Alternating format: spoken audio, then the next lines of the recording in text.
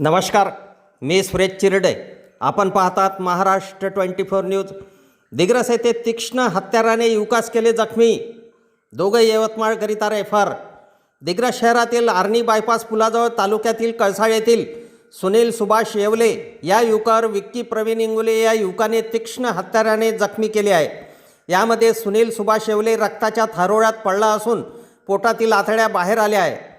तर सुनील सुभाष येवले याच्यावर तीक्ष्ण हत्याराने हमला करणारा विक्की प्रवीण इंगोले हा सुद्धा ग्रामीण रुग्णालयात दाखल झाला असून त्याला सुद्धा मार असल्याचे कळते.